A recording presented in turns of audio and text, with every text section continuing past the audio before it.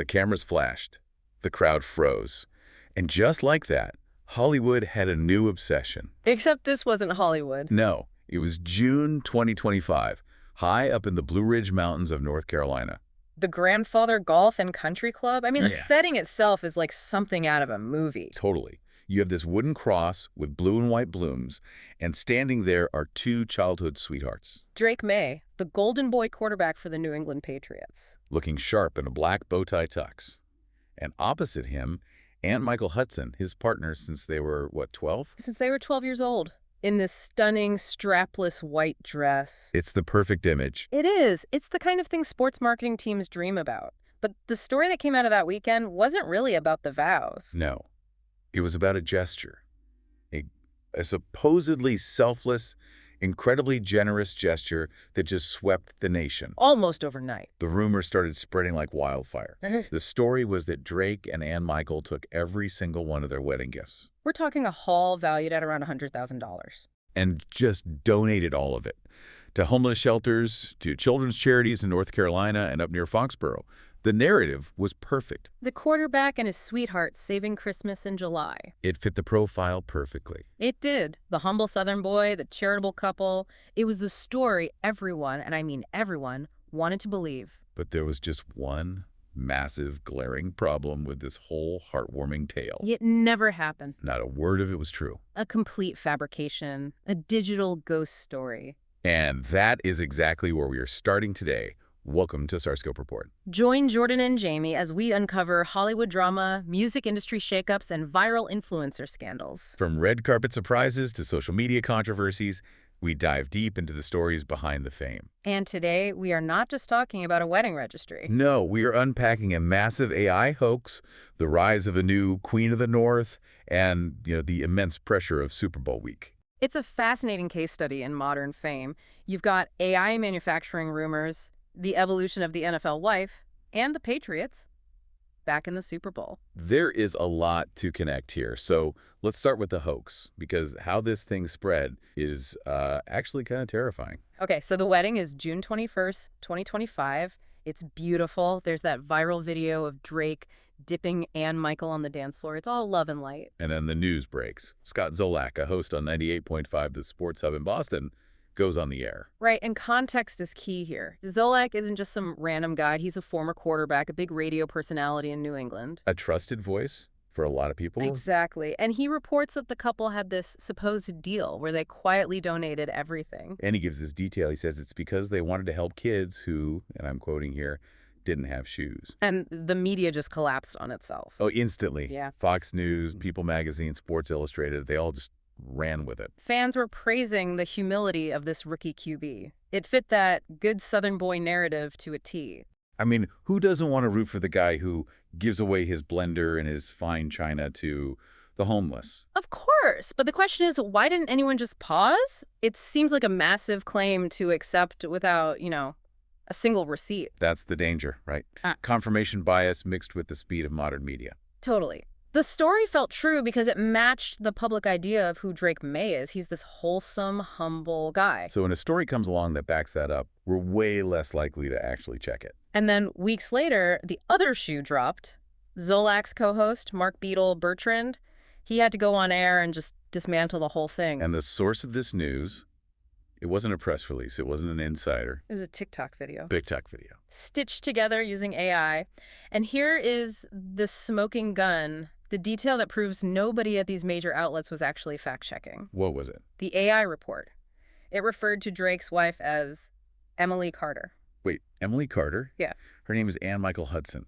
That seems like a pretty easy thing to catch if you spend, 5 seconds on Google. You would think.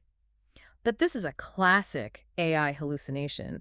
The algorithm probably just scraped a generic name or pulled it from a totally different story. A different story. We know it did because this wasn't even an original hoax. A nearly identical AI story had been going around about Packers quarterback Jordan Love. No way.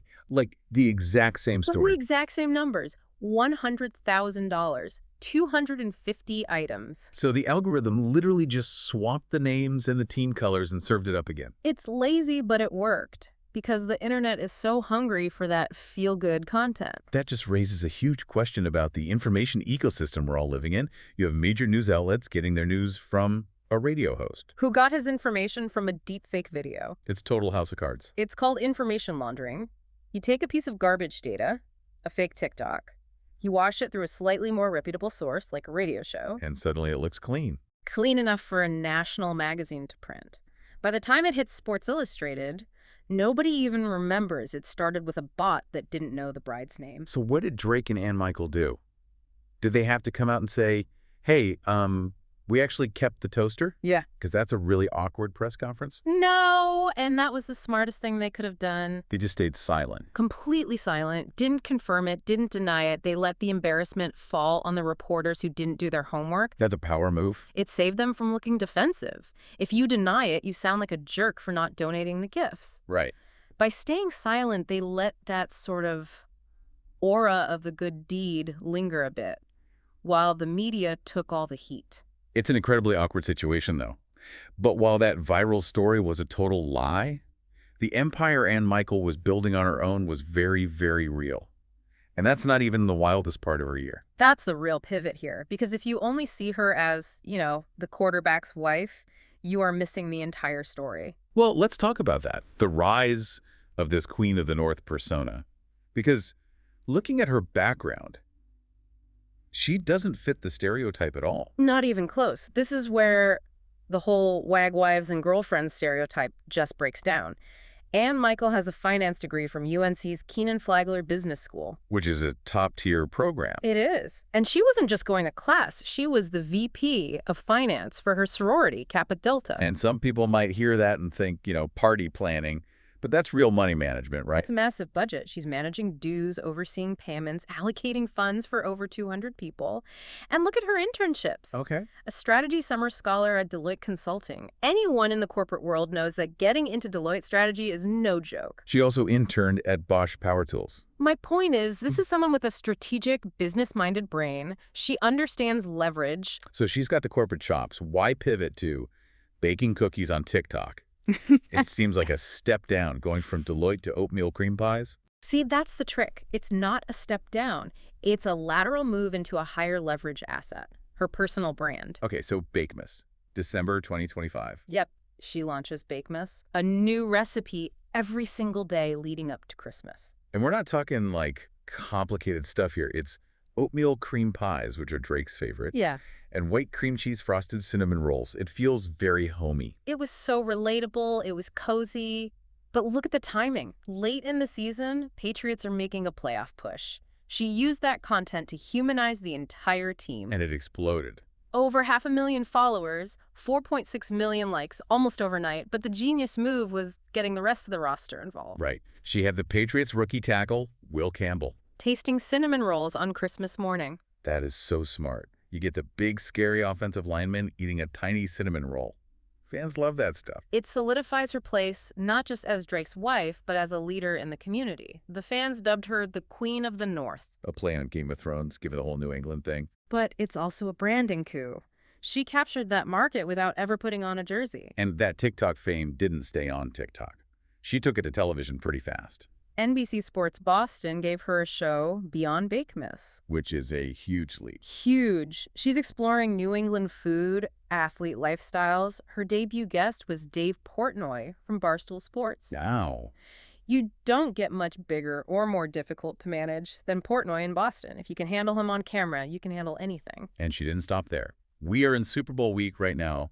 Patriots versus Seahawks. And Ann Michael is partnering with DoorDash for their We Have Beef campaign, starring alongside 50 Cent. That trajectory is just insane. Wow. From a finance major in Chapel Hill to a national ad with 50 Cent in less than a year. It shows you how these partnerships are shifting. She isn't just supporting Drake's brand, she's building a parallel brand that actually shields him. Shields him how? I call it the domesticity brand. By putting out this wholesome baking at-home vibe, it makes them seem accessible. It protects them from the cynicism that comes with, a $36 million contract. Exactly. They feel like your neighbors.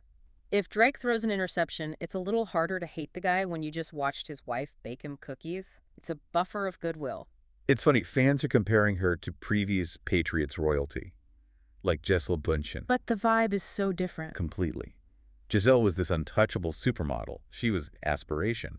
And Michael is baking cookies in a viral I Love Drake Maye t-shirt. She's relatability. Exactly. It's the difference between a magazine cover and your friend's Instagram story. Mm-hmm.